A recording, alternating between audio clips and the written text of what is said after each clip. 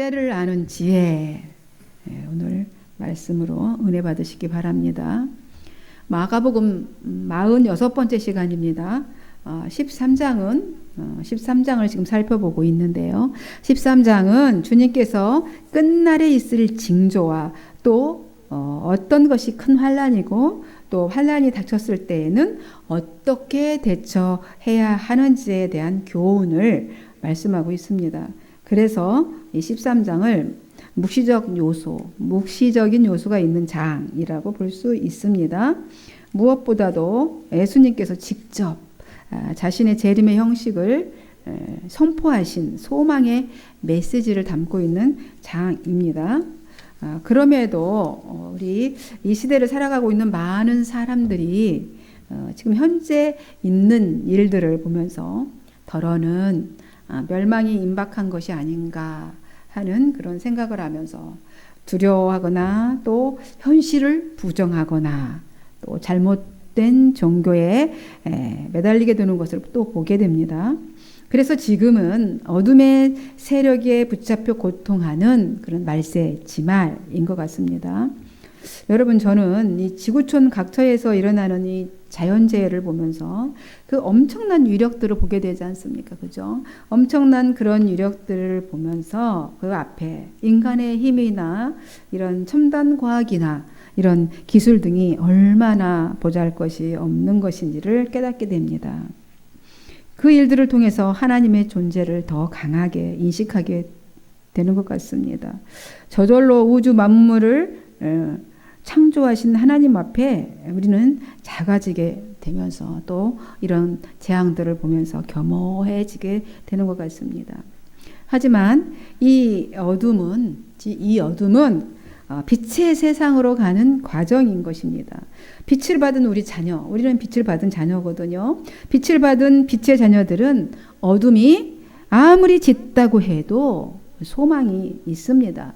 왜냐하면 빛을 받은 사람은 빛의 근원이 누구십니까? 하나님이시잖아요. 빛의 근원이신 하나님의 생각, 하나님이 어떤 생각을 하고 있는지 알고 있기 때문이죠. 어떻게 우리가 알 수 있습니까? 신의 생각을. 그의 생각을 어떻게 하느냐면 당신이 보낸 선지자, 당신이 보내신 그 선지자를 통해서 우리에게 알려주셨기 때문이지요. 그죠? 알려주셨습니다. 여호와의 말씀이니라. 예레미야를 통해서 알려주셨어요. 너희를 향한 나의 생각을 내가 아나니 평안이요 재앙이 아니라 너희에게 미래와 희망을 주는 것이니라. 예레미야 29장 11절에서 이렇게 가르쳐 주셨어요. 알려주셨어요. 하나님의 생각을. 그러니까 우리가 그 이후의 장에 보면 우리가 부르짖어 기도하면 들으시고 또 온 마음으로 구하면 만나주시겠다는 거예요. 이렇게 어렵고 이 어둠의 때에 하나님은 이걸 어둠의 때에 우리를 멸망하고 재앙을 주려는 것이 아니라 미래와 소망을 주려는 것이라는 거죠. 그때에 기도하면 만나주시겠다는 겁니다. 이 말씀을 언제 했냐면 시대적 배경을 보면 유다가 멸망해서 바벨론 포로가 되어서 칠흑같이 어두운 그 비참한 생활을 하고 있을 때 선지자에게 말씀하신 것입니다. 그러므로 지금 우리 앞에 재앙이 있고 또 환난이 와도 하나님은 우리에게 평안을 주고 소망을 주시려는 생각을 하고 있다라는 것을 알기 때문에 우리는 그래서 두려워하지 않습니다. 도리어 우리의 삶에 어떤 어둠이 짙게 드리워졌다면 도리어 감사하는 것이지요. 왜냐하면 빛에 가까이 왔다는 것이기 때문이죠. 왔다는 뜻이기 때문에 그렇습니다. 하나님은 어둠을 통해 빛을 선명하게 드러내시지요. 어둠이 짙어야 빛이 더 선명해지는 것입니다. 가장 큰 복은 그래서 하나님을 가까이 하는 것이 복입니다. 시편 73편에 아삽이라는 사람이 지은 시가 있는데요. 원래 이 시는 예배, 성전에 대한 하나님께 앞에 갈 수 있는 것이 얼마나 행복하고 그래서 그것에 대한 감사의 시인 것이죠. 그는 이렇게 고백합니다. 하나님께 가까이 하면 내게 복이라. 이렇게 고백을 해요. 시편 73편 28절에. 아무리 힘들고 어려워도 하나님 앞에 나가면 저절로 해결이 되었기 때문에 이런 찬양의 시를 지었던 것입니다. 이 복은 나의 어떤 복이냐면 이 복, 하나님께 가까이 함이 복이라 그랬잖아요. 이 복은 뭐냐면 나의 전 존재가 하나님의 소유가 되는 것입니다. 하나님의 소유가 되는 거예요.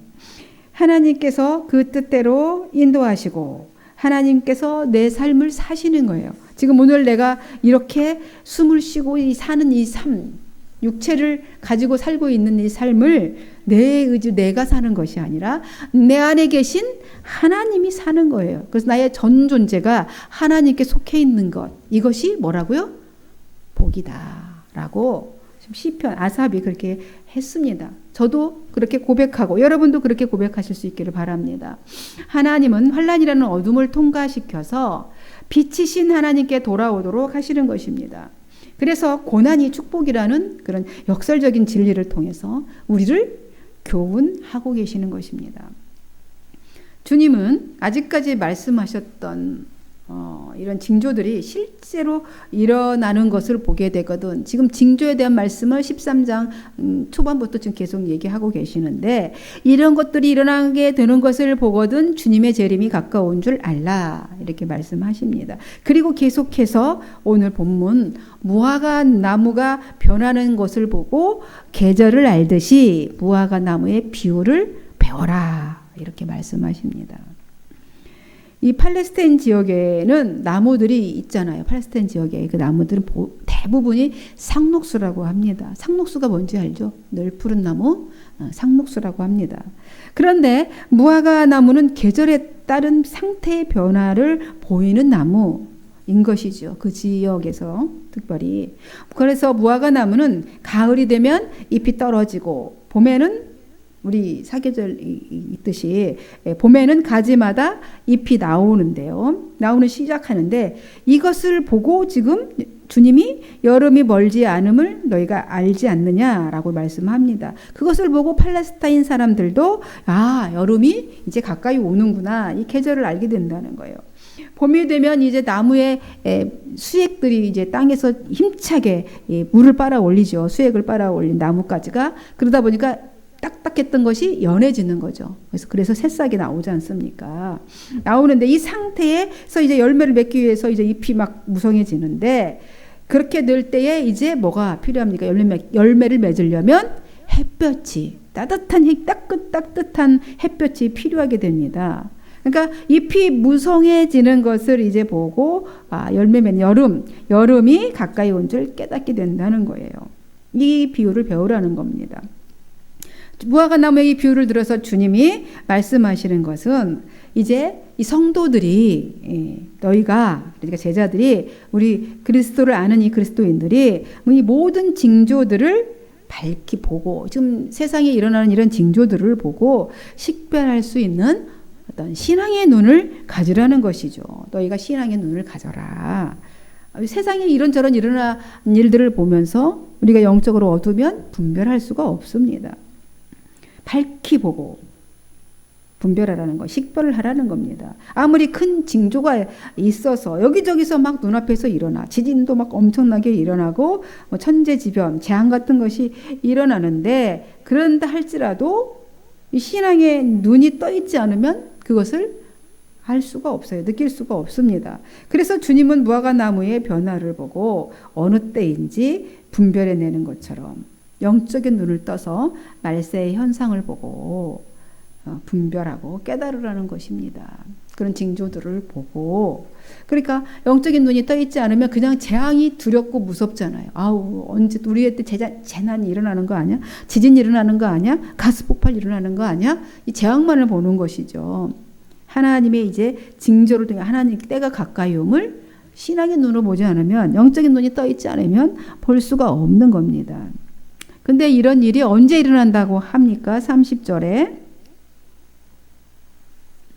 내가 진실로 너희에게 말하노니 이 세대가 지나가기 전에 다 일어나리라.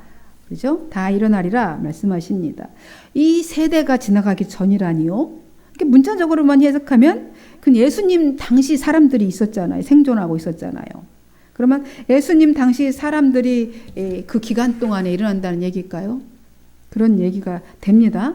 그런데 그렇다라기보다는 이 주님이 말씀하시는 이 깊은 의미는 그런 당때 그런 말씀이라기보다는 그때 당시부터 이제 이 세대, 주님의 이 종말의 시대는 예수님이 오셔서 시작할 그 순간부터 주님이 다시 오는 그 순간까지라고 그랬잖아요. 그러니까 그 당시 때부터 이제 종말의 요소들이 계속 발생하기 시작한다는 거예요. 종말의 요소들이 계속 발생하고 이런 일들이 지금 우리가 보고 듣고 일어나니 지금 현세적인 일들이 지금만 있었던 것은 아니잖아요. 근데 그 귀착점이 어디냐고? 예수 그리스도께서 재림하는, 예수님의 재림이 된다는 그런 의미의 말씀인 거죠. 이 세대가 지나가기 전에라는 뜻입니다. 그게. 따라서 이 일은 재림이 오기 전에 이 일들이 이런 징조, 말씀하셨던 것들이 다 이루어질 일들이라는 것입니다. 그래서 주님의 재림은 악에 대한 심판인 동시에 새 하늘과 새 땅이 열리는, 새 하늘과 새 땅을 맞이하는 역사의 정점, 그죠? 정점이 되는 거예요. 그것이 주님의 재림입니다. 주님은 당신의 이 말씀은 어쩐다고요? 천지가 없어지겠으나 내 말은 31절에 천지는 없어지겠으나 내 말은 없어지지 아니하리라. 이렇게 완전히 강력하게 선언하십니다. 당신이 지금 말씀하시는 이 말씀은 영원 불멸의 말씀이라는 거예요. 결국 천지가 다 없어져도 남아있을 영원한 말씀이라는 것입니다. 구약의 하나님께서도 선언하신 말씀이 있거든요. 푸른 마르고 꽃은 시드나 우리 하나님의 말씀은 영원히 서리라 하라. 이렇게 선포하라고 합니다. 이사야 선지자를 통해서. 그리고 하늘이 연기같이 사라지고 땅이 옷같이 헤어지며 거기 사는 사람들이 하루살이같이 죽으리라. 그러나 나의 구원은 영원히 있고 나의 공의는 폐하여지지 아니하리라. 이사야 선지자를 통해서 이렇게 선언하셨습니다. 구약의 하나님께, 성부 하나님께서도. 주님도 오늘 이렇게 당신의 재림과 그날에 있을 모든 일에 대한 말씀은 없어지지 않는 영원한 말씀이다 라고 하시는 겁니다. 이는 그리스도의 말씀이 왜냐하면 하나님의 나라, 하나님도 마찬가지 영원한 하나님의 나라잖아요. 하나님이 계시는 곳이 하나님의 나라입니다. 그리스도의 말씀이 하나님의 나라의 영원한 진리에 그 기초를 두고 지금 예수님께서도 거기에 두고 지금 말씀을 하고 계시기 때문이지요. 그렇다면 재림이 일어날 정확한 날짜, 시간 언제일까요? 분명히 반드시 일어난다고 그랬는데 그 날과 그 시간은 언제일까요? 여러분, 우리는 사람들은요 늘 언제야? 그날이 그러니까 언제야?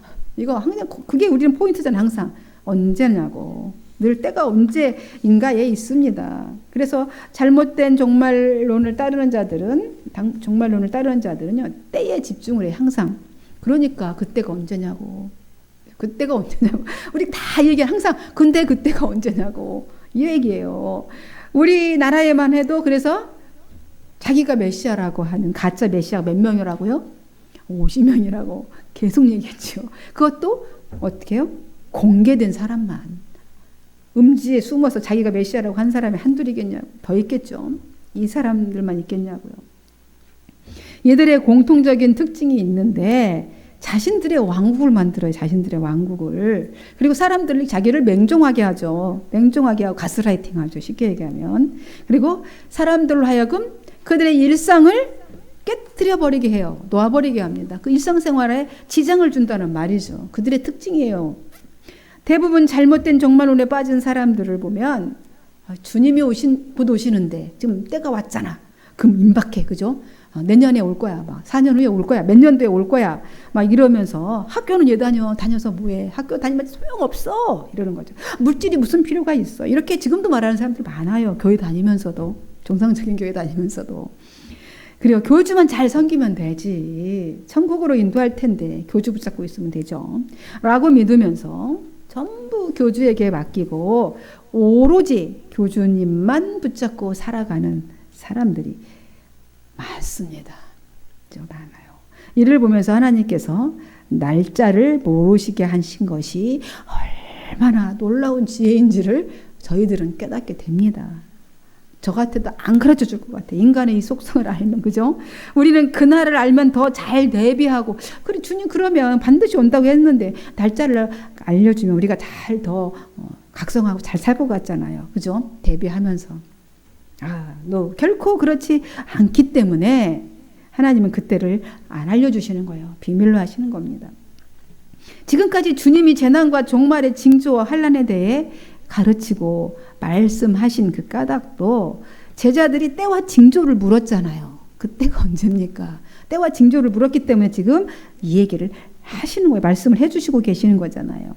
그러나 그날은 언제인지 아무도 모른다. 주님이 단호하게 말씀하시잖아요.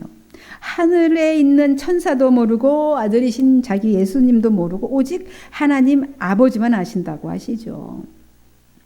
영원 전부터, 예수님은 영원 전부터 삼위일체로 함께 계셨잖아요. 만물을 같이 창조하셨습니다. 유지하시고 또 지금 유지하시고 인류의 구원 계획도 함께 세우셨어요. 아들이신 예수님이 모르신다고요? 정말 모르실까요? 항상 옆에서 수종드는 천사도 하나님 앞에서 모른답니다. 이 말은 재림은 전적인 하나님의 주권에 의해서 일어난다는 말이죠. 전적으로 하나님 주권에 있다는 거예요. 그런데 제자들은 예수님이 십자가에 죽으시고 부활하시고 승천하시기 전에 또 때를 물어요. 사도행전 1장에 보면, 그죠? 1장 6절에서 8절에 보면 제자들이 하나님 앞에 내가 하나님의 40일 동안에 이렇게 부활하시고 이 땅에 계셨는데 승천하시기 전에 그러면 이스라엘 나라를 회복하실 때가 이때입니까? 이렇게 또 묻습니다. 이때 주님은 이렇게 말씀하시잖아요.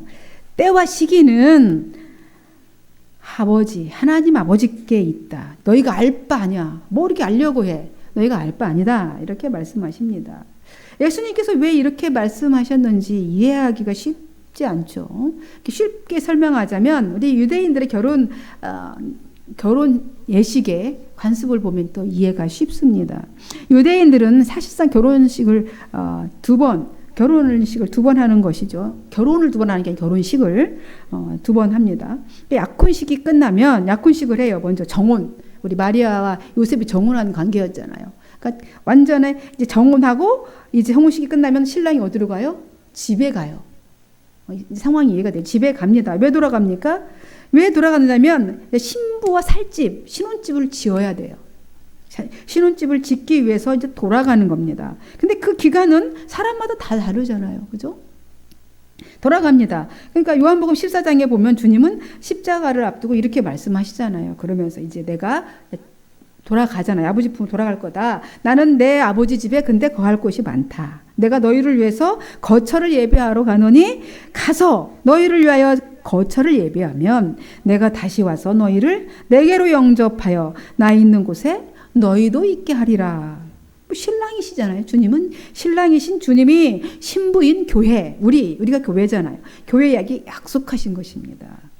그 집이 언제까지 지어질지는 모르죠. 정확히 알 수는 없습니다. 그동안 신부는 뭐 해야 됩니까? 교회는. 내가 신부잖아요. 교회가 신부잖아요. 신랑에게 합당한 신부가 되기 위해서 준비를 하는 것입니다. 합당한 신부가 되기 위해서 준비를 해야 돼요. 그 신혼집에 마침 언제까지 다 됐다라고 정해주는 게 누구라고요? 아버지라고요. 신랑의 아버지가 정해줍니다. 이제 그만 됐다. 그 정도 했으면 됐다. 종료. 집 짓는 거 끝. 이렇게 선언하면 이제 가서 신랑이 신부를 맞이해서 오는 거죠. 이해가 됩니까? 종료 시점을 누가 선언한다고요? 아버지가. 하나님 아버지가 정합니다. 예수님은 전혀 모른다는 말이 아니라 그럼 집 짓는 신랑이 모를까요? 알겠죠? 그러나 됐다라고 선언한 게 누구라고? 아버지라고. 예수님은 전혀 모른다는 말이 아니에요. 그 시기를 정하는 것이 하나님 아버지 권한에 있다는 말이죠. 예수님과 교회인 우리와의 관계는 약혼 관계인 거지. 현재는 약혼, 신랑과 신부입니다. 신랑인 예수님은 우리의 처소를 마련하기 위해서 지금 아버지 집에 가 계시잖아요. 하나님 우편에 앉아 계시죠. 신부인 우리는 신랑을 기다리면서 신랑 맞을 준비해야 하는 겁니다. 그러니까 우리는 때와 시기에 대해서 관심 가질 필요가, 신경 쓸 필요가 없는 것입니다. 반드시 신랑은 오실 테니까요. 약혼하고 갔으니까 신랑은 반드시 오십니다. 그냥 오늘 내게 주어진, 그러니까 현재 그냥 주어진 일상, 우리에게 있는 일상을 살아가는 건데요. 복음이 땅끝까지 이르도록 주님의 증인으로 그렇게 살라는 겁니다. 내가 이제 주님의 신부가 되었으니 그저 주님의 신부로 살아가야 되는 것이죠.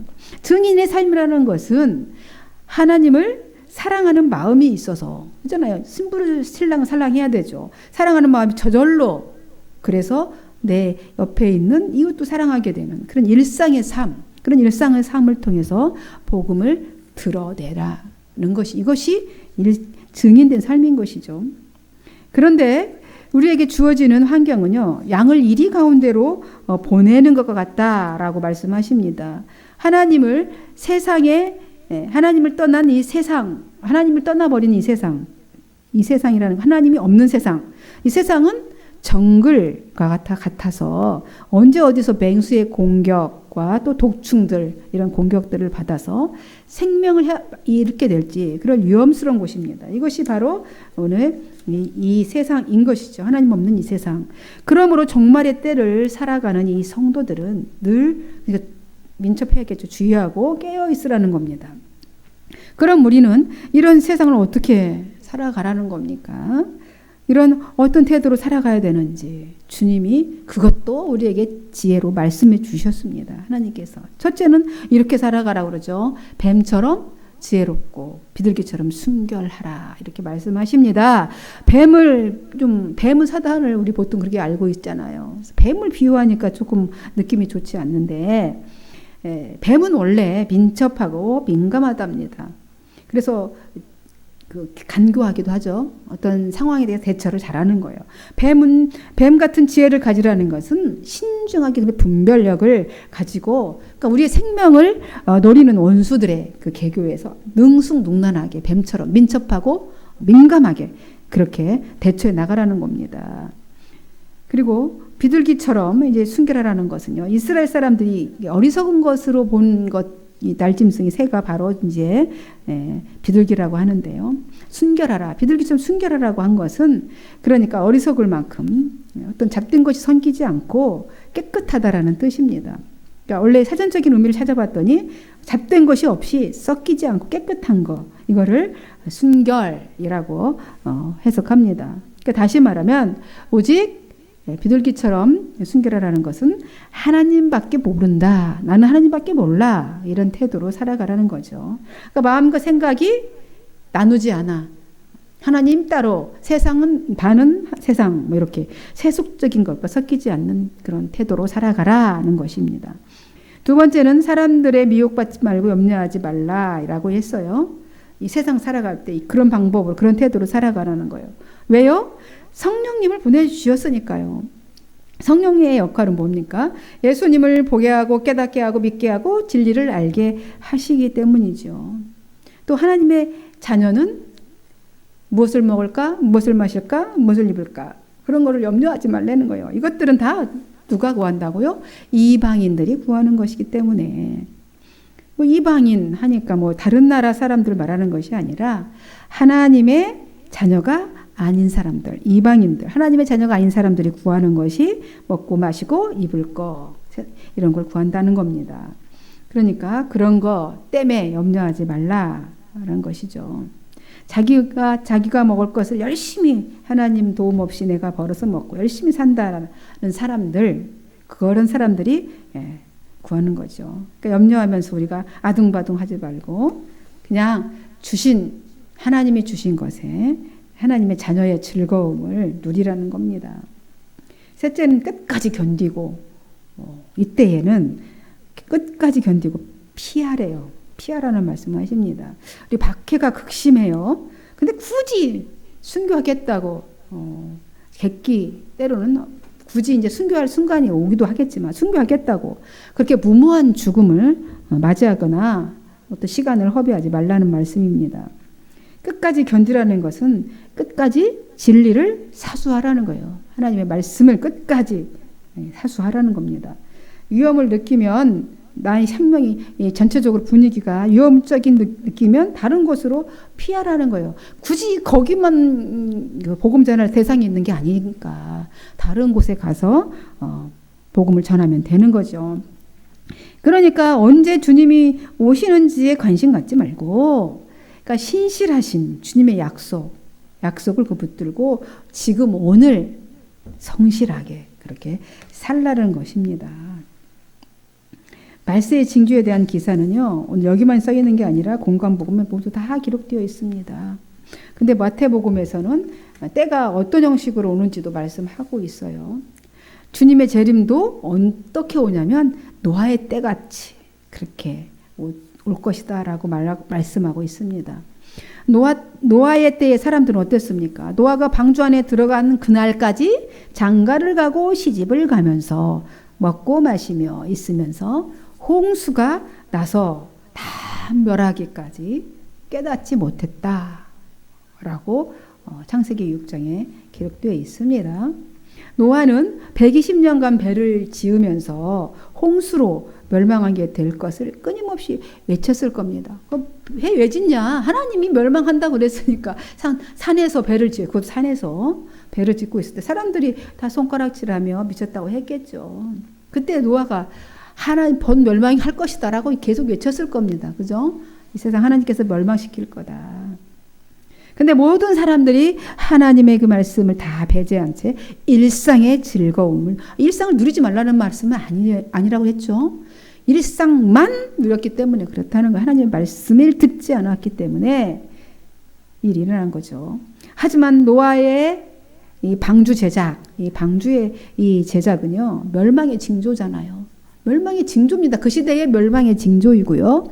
구원의 사인이기요, 동시에. 구원의 사인이었습니다. 악이 관영했다고 그랬잖아요. 세상에 악에 관영한 세상을 그렇게 멸하실 때도 하나님은 끝까지 120년을 돌아오기를 기다리셨습니다. 지금 이때도 하나님은 예수 그리스도 안으로 들어오도록 길이 참으시고 기다리고 계십니다. 그래서 이 징조들을 지금 알려주시는 거예요.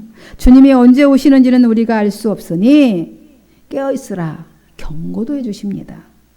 구원받는 꿀팁이죠. 꿀팁을 주시고 계시는 것입니다. 도적같이 호련히 어느 날 신랑이 오셨는데 영적인 잠을 자고 있다가 알지 못해서 신랑을 맞이하지 못하는 일이 없도록 하라는 겁니다. 주님은 이런 일이 없도록 어떻게 깨어있으라고요? 항상 기도하며 깨어있으라 기도하며. 잠도 자지 말고 항상 기도하라니까 기도하라는 것입니까? 아니죠. 세속의 잠에 빠져서 주님을 잊어버리고 살지 말라는 거예요. 죄에 민감하라는 것입니다. 말씀을 맺습니다. 종말의 때를 살아가면서 주님은 우리에게 이렇게 살아가라고 하시는 것이죠. 뱀처럼 지혜롭고 비둘기처럼 순결하게, 그리고 이 세상에 세속적인 미혹들이 끊임없이 우리를 미혹하고 있지만 그런 것에 미혹받지 말고 사람의 말에 현혹되지 말고 또 먹고 입고 마시고 입고 하는 것에 염려하지 말고, 그리고 이 끝까지 이런 환난 가운데서 말씀을 사수하고 말씀 안에 붙들려 살며 무모한 혹시 객기로 그런 환난이 있거들랑 객기 부리지 말고 그런 환난은 피하고 때에 관심 갖지 말고 신실하신 하나님을 바라보면서 성실하게 오늘의 일상을 그렇게 살아가라고 하십니다.